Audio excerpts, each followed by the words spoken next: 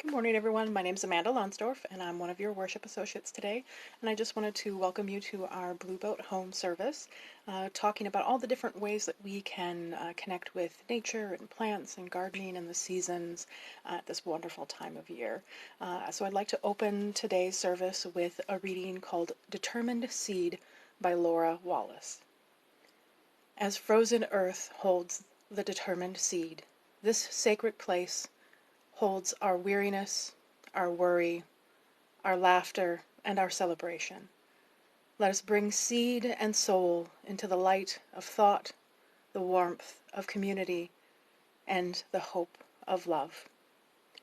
Let us see together, hear together, love together. Let us worship together.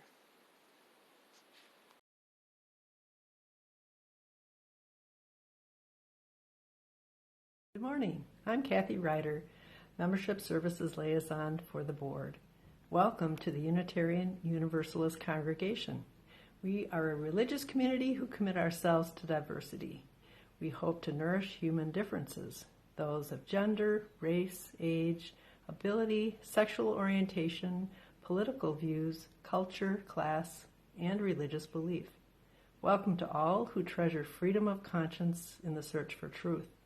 We promise to do our best to provide you with a spiritual home. We extend a special welcome to our visitors today. We hope that you will follow our UUC Facebook page. We are so excited to have you join us this morning.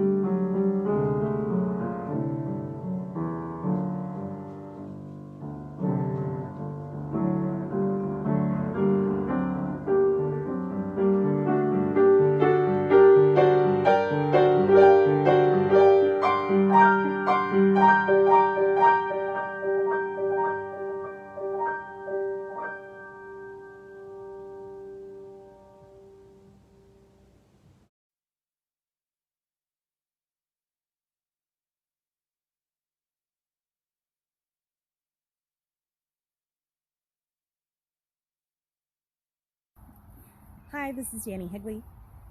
This is the chalice lighting. It's called Like the First Hint of Green. As the first hint of green begins to peek through the barren ground, as that little sprig grows into a healthy stem, as that stem grows into a stalk and forms a bud, as that bud slowly opens with each new day to form a yellow daffodil, let us be like that first hint of green, renewed by the warmth of the sun's rays, and ready to emerge with a new energy, ready to face the day. We light this chalice to bring a glimmer of that warmth into our space.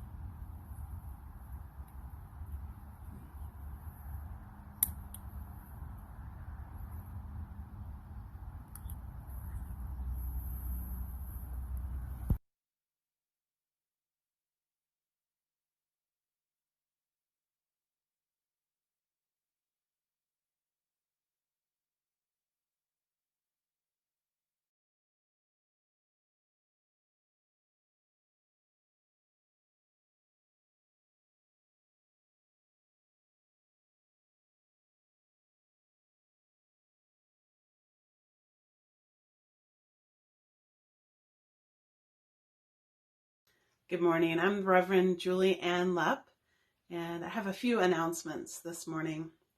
Our annual plant exchange is this afternoon, and individuals are welcome to bring and or take a plant. You don't have to bring a plant to take a plant. This event will be held outside the UUC building at 421 South Farwell Street on the sidewalk. Plants can be dropped off from 11 a.m. to 1 p.m. And please label all your plants, and you can have a plant pickup if you're wanting to pick up a plant between 1 to 3 p.m. Please sign up for these pickup times because we're trying to keep enough distance between those who are coming in to pick up plants. A link will be provided in the streaming chat, or you can go to uuoclair.com and click on volunteer signups. Everyone is asked to wear a mask or face covering and maintain social distancing while at this event. And if you don't have a mask or face covering, there will be a limited supply available. Our annual meeting will be on Zoom this year. And as you know, we are not having large gatherings or services in person. So our annual meeting will be on Sunday, June 21st at 11:30 a.m. And that means that we would like members to know how to use Zoom so that they can attend if they wish. So if you or someone you know in the congregation who's a member is not currently equipped to use Zoom, you might want to sign up, or your friend might want to sign up for Don Brisky's class on June 10th at 5:30 p.m. So it's next Wednesday at 5:30 p.m. And if you'd like information on that class, you can message the UUC Facebook page, and we'll be happy to give you more information. And it's also listed as an event on the UUC Facebook page. We hope that you are connecting in all the ways possible as we continue to be a community together, even though we are apart physically much of the time. This is a community that has a lot going on even in the summer. We have a book group. We continue to have chalice circles and adult RE and children's RE this summer. That's really exciting. So stay tuned to the UUC Facebook page for more details. You can also see the current newsletter online at uuoclair.com on our website. Thank you.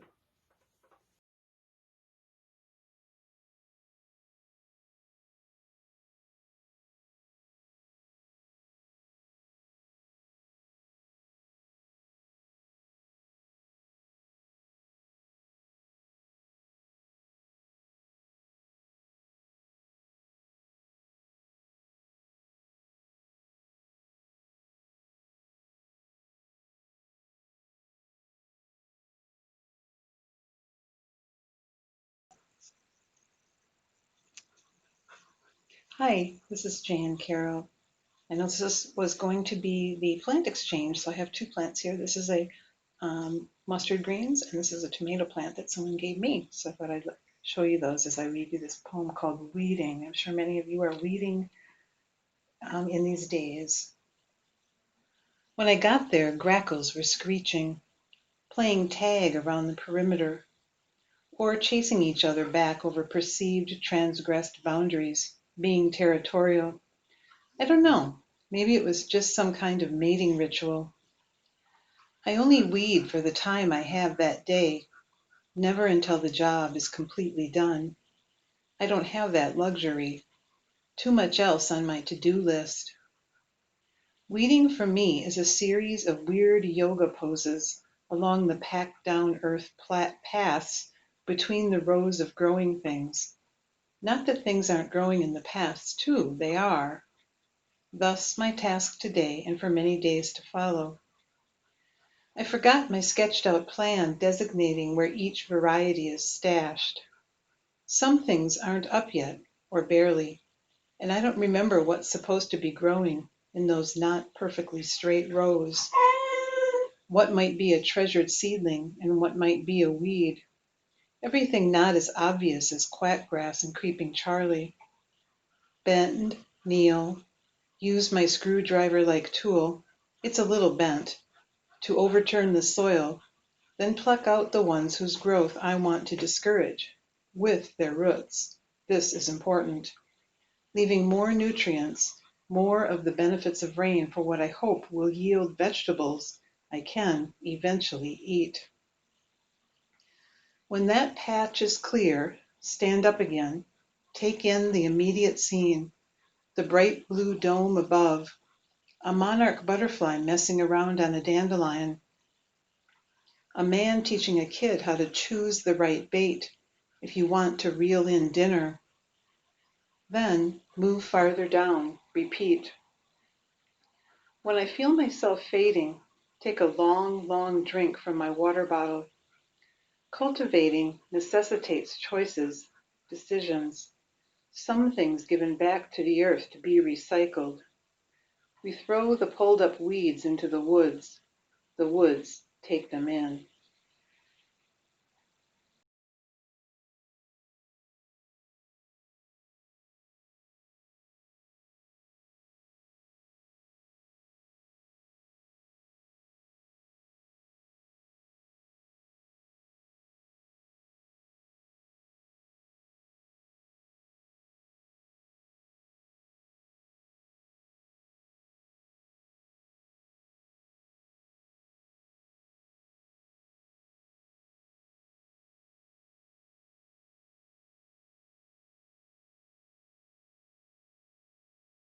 Now is the time in our service where we share our deepest joys and concerns. If you have a joy or concern that you would like to share in this community, feel free to share it in the streaming if you are watching now on Facebook.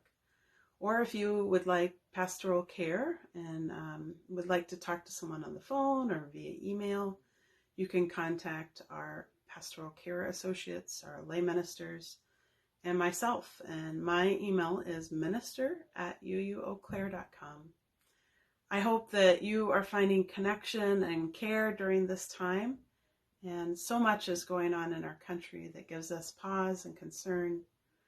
We light these candles for all of those who are out on the streets, saying the names of George Floyd and all those who have lost their lives in unnecessary violence. We wish for this community, this country, a time of change, a time of healing, a time where Black lives matter all the time, where we can move forward and keep that change coming. And it takes work. It takes intention, it takes listening, it takes awareness of privilege and awareness of our hearts and our structural processes, the way we govern our communities, the way we run our schools. And so we light these candles so that we can examine the things that are hard, so that we can be present to the pain that exists for people of color in everyday life. And we witness to that. I'd like to lift up a special joy for Debbie and Matt Campbell for the birth of their son, Silas. He was born on the other day and at 2 a.m. and they were overjoyed to have a sibling for their daughter, Noelle. I hope you will share your joys and concerns here in this space or with friends and just reach out. And during this time, it's hard to sometimes find those connections because we are distancing and we aren't always together as much as we would wish to be. But please know that you are not alone. And that's one of the powerful things about a congregational community. And it's one of the things that I love about Eau Claire itself and the Chippewa Valley is there seems to be many opportunities to find community. I would like to lift up the Eau Claire Public Library for putting Black Lives Matter on the side of their library and sending out a message about being anti-racist and really working hard on that and knowing that it isn't just a slogan, but it's something that takes work. I'm going to hold a moment of silence as your joys and concerns enter into this sacred space.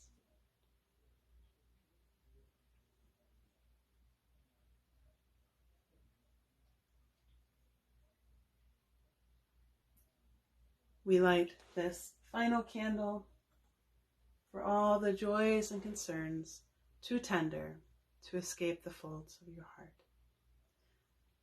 You can say these words with me. Love is the spirit of this church, and service its law.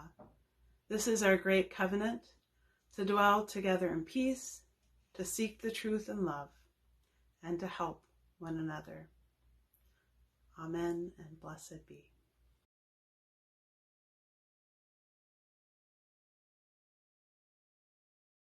Hi everybody, I'm Brianna. I'm the president of the Chippewa Valley LGBTQ Community Center here in Eau Claire. First and foremost, we do want to thank you for your donations that will be collected this summer. We're aware of the economic turmoil that the COVID-19 pandemic has caused many individuals, so anything that's being collected is graciously appreciated and we could not be happier. As you all have been made aware, we did hit some hardships this past winter due to circumstances outside of our control at the State Theater. The biggest fallout from that has been our financial future. We are currently working really hard to make sure that our new space, which is at the Executive Center across from the UUC parking lot, is permanent, but it is definitely expensive. So the donations that are raised in the next few months will help with rent and utilities like our internet and cable, and also provide resources for the community like support groups. We currently have a very big, thriving transgender support group that meets every other Sunday, as well as a weekly teen hangout for teenagers between the ages of 14 and 18. And we are also hoping to get the resource guide updated in partnership with the Safe Spaces Coalition this year. As we are made aware, Pride in the Park is going to look differently this year. While we usually host it in person at Phoenix Park, we have chose to make it a virtual event in June. Unfortunately, that does mean that that we will be losing our biggest fundraiser of the year, as that is usually what keeps us stable when it comes to rent and all of that. So we are going to be struggling a little bit, so any costs really help. Besides that, we do want to thank you again for everything. Please stay safe, stay healthy.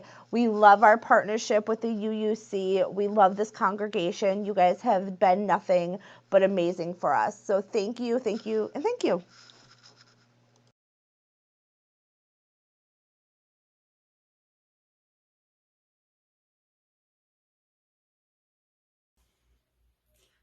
Now is the time in our service where we share our resources. It is the time for our giving. Our 50-50 Share the Plate recipient, which you heard about, is the LGBT Center in Eau Claire. And you can indicate when you give that it is for 50-50 Share the Plate or for pledge. If you go online at uuoclair.com, you can donate online. You can also text to give at 84321, and that allows you to text to give. And you can also text help if you need help with that. Thank you to everyone who's continued supporting this congregation, which in turn sends out that energy and that focus on all the things that we hold dear, such as finding ways to support the LGBTQ community and the LGBTQ Center during this time. It's so important that we show up and that we put our values to work. And this community has always been a place where I have felt enlivened by talking to the many people that are involved in so many organizations and so many ways of making a difference, either in their careers or their volunteer work, or just because of the people that they are. We give to help those in need and to help support this congregation. The offering will now be given and gratefully received. Thank you so much.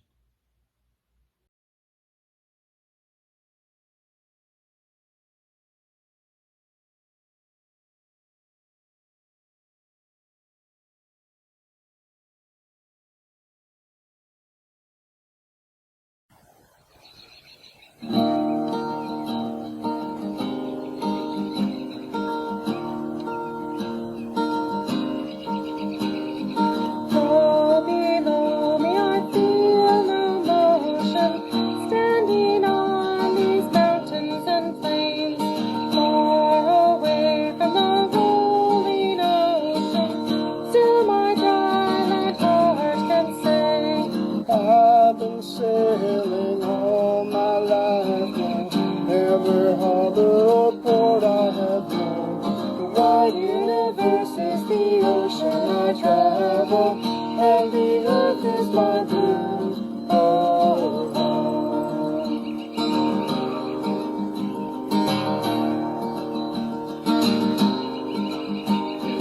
sun, my sail, and moon, my rudder, as I ply the starry sea, leaning over the edge in wonder, casting questions into the deep, drifting here with my ship's companions, all weekend pilgrim souls, making our way by the light of the heavens in our beautiful blue.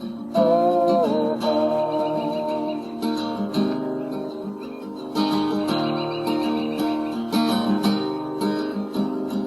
I give thanks to the waves upholding me, ever great winds urging me on. Sweet the infinite sea before me, sing the sky my sailor's song. I was born upon the fathoms, never harbor or port I have known. The wide universe is the ocean I travel, and the earth is my blue. Oh,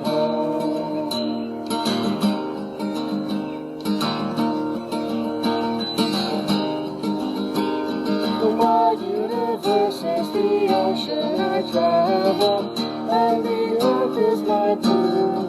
Oh,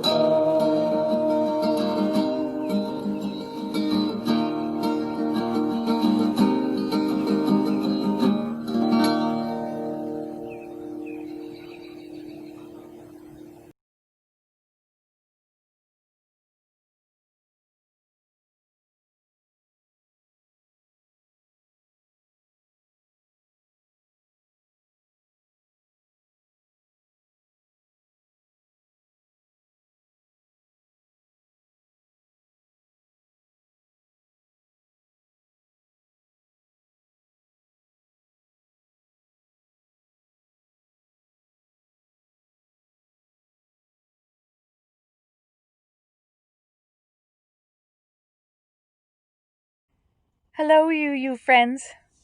My name's Jessie Peterson. and I am a new member of the congregation. I am also a librarian, which means that often how I best relate to our world begins with the written word, which is probably also why I'm a poet. When I heard what this week's theme was going to be, I immediately thought of a book that I got as a Christmas gift, The Lost Words by Robert McFarland and illustrated by Jackie Morris. Their collaboration came about because the most recent edition of the Oxford Junior Dictionary deleted about 40 words for other denizens of our blue boat Earth. Words like dandelion, fern, heron, otter, and willow.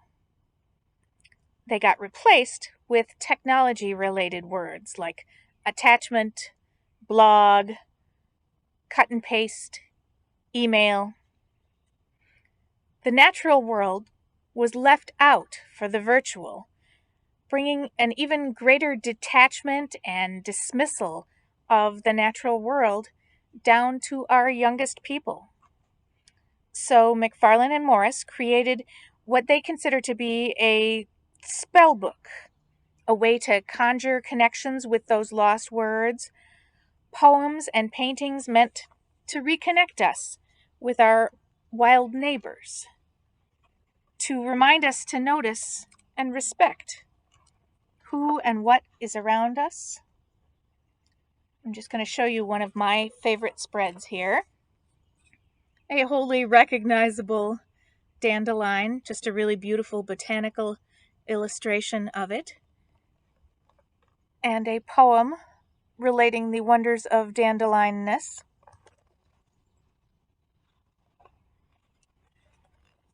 Then on the next spread is just a gorgeous little microcosm of the world of the dandelion.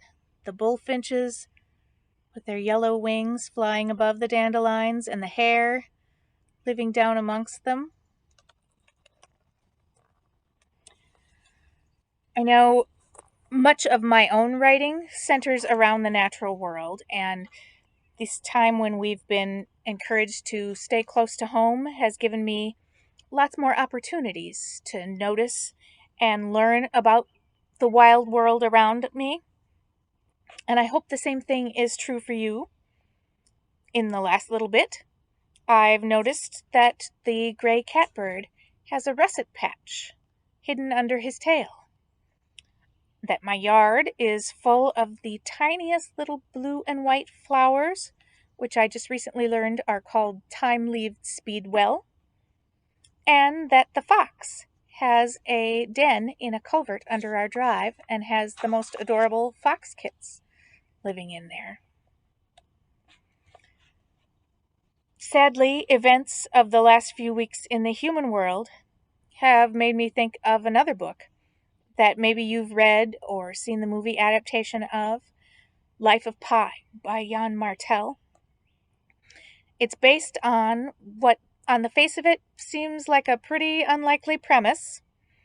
Two survivors of a shipwreck are cast adrift in a lifeboat together, and they have to cooperate to reach land. The problem is, one of them is a tiger. Our society, I think, is too often one that teaches us to value only what we know and what is like us, and discourages us from exploring and learning to know what is different from us. And recent events have made it all too clear that in lots of important ways, deep ways, this extends to the people around us too. We don't see each other clearly. We don't know how to talk to each other rather than about each other. But my hope is, out of all the unrest and unhappiness, all the fear and uncertainty that we are feeling, that this can be a time, maybe the best time, for us to learn to notice and respect each other better. To be the kind of people who, even if they were trapped in a lifeboat with a tiger would treat that tiger, or anyone else in the boat, with deference, with compassion, with understanding, and ultimately with love. Because, ultimately, we are all in this lifeboat together.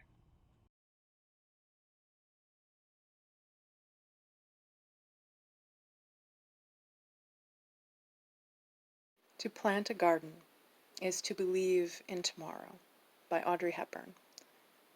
And this particular quote has been circling in my mind as I work in the garden, so I thought I'd share a reflection with you today.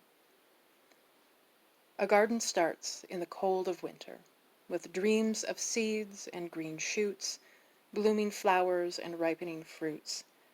In the darkness is a spark. That is how I garden. The work I do today, the seed starting, the thinning, the hardening off of seedlings, the watering, the tilling, hilling, weeding, pruning, and fertilizing, it is all to lay out the best possible present for the tomorrow yet to come to rest upon. It is an act of hope, an act of belief that what I do each day matters. Working with plants, or as I like to think of them, my green neighbors, is a spiritual work for me. I'm building a relationship with these living beings. We both inhabit the same planet and may share the same or overlapping spaces. We weather through the ups and downs of Wisconsin seasons and continue to survive and thrive nonetheless.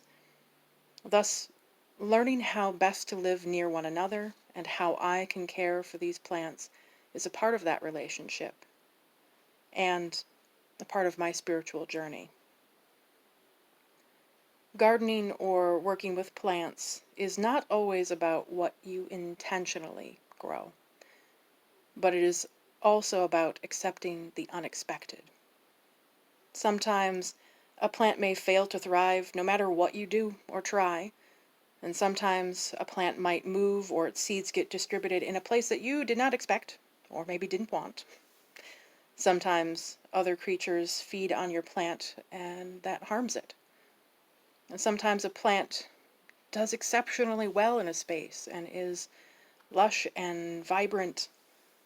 And sometimes a plant comes back another year when you were sure that it had died and did not survive the bitter cold. And sometimes you have a few volunteer plants that decide to show up unintentionally. And sometimes you see the pollinator population expand and thrive. And sometimes you pop that first summer berry or fruit in your mouth and smell the summer blossoms on the night air, and that delights your senses. And sometimes you can just sit back and be astonished by how nature works and that it all works at all. Gardening to me is the act of hope and belief. It is about continuing to strive to go forward each day, doing our difficult work, and continuing to believe in the act of building a lush and green tomorrow for ourselves and others.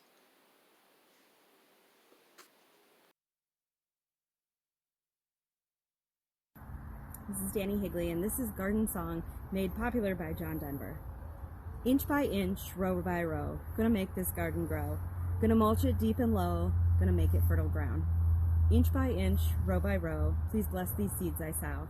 Please keep them safe below, till the rain comes tumbling down. Pullin' weeds, pickin' stones, we are made of dreams and bones. Need a place to call my own, 'cause the time is close at hand. Grain for grain, sun and rain, find my way in nature's chain, till my body and my brain tell the music of the land. Inch by inch, row by row, gonna make this garden grow. Gonna mulch it deep and low, gonna make it fertile ground. Plant your rows straight and long, season with a prayer and song. Mother Earth will make you strong if you give her loving care. Inch by inch, row by row, gonna make this garden grow. Gonna mulch it deep and low, gonna make it fertile ground. Old crow watching from a tree, got his hungry eyes on me.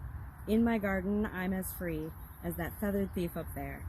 Inch by inch, row by row, gonna make that garden grow. Gonna mulch it deep and low, gonna make it fertile ground.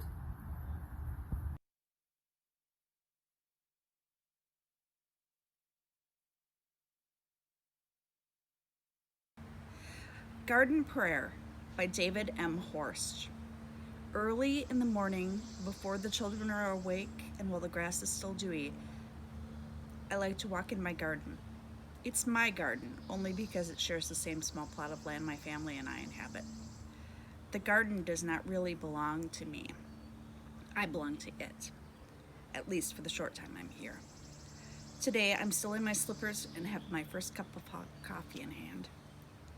Much of what grows here has been planted by the 2 or 3 homeowners who lived here before me. Some I've planted since our arrival, but if they belong to anyone or anything, the plants and flowering trees I come to see and smell, viburnum, dogwood, magnolia, crabapple, belong to the rain and the sun and the soil. These living things are a beauty not of my making, though surely made of my desire. At the moment, the rose bushes are in full burst of red and perfume.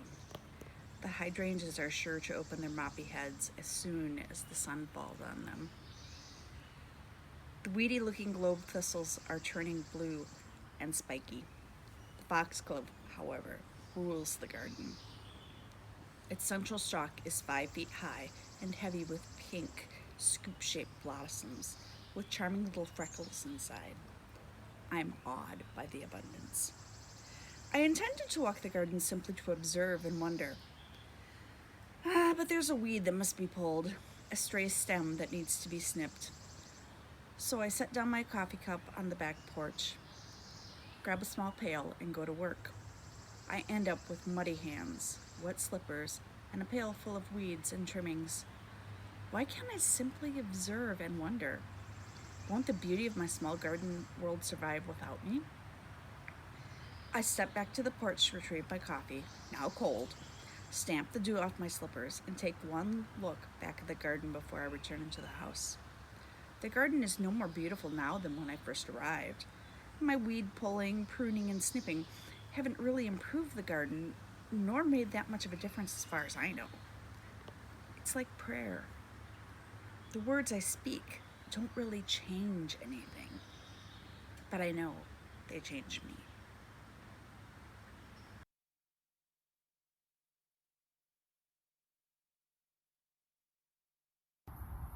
This is Dani Higley, and that chalice extinguishing. We extinguish the flame, but not the light of truth, the warmth of community, or the fire of commitment. These we carry in our hearts until we are together again.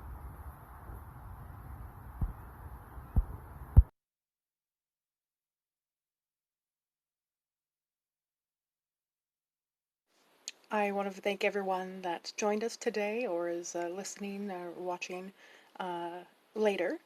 And I want to share with you our closing words titled Be a Branch of the Tree of Life by Norman V. Naylor.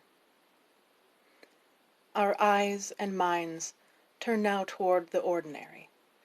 Leaving this space made sacred by our presence, take with you at least some seed of understanding, hope, and courage, and drop it into the confusion of the world.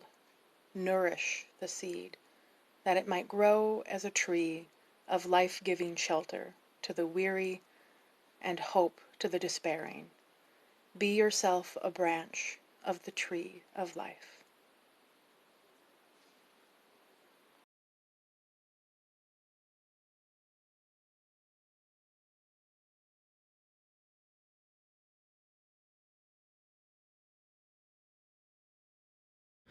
From all that dwell below the skies, let songs of hope and faith arise.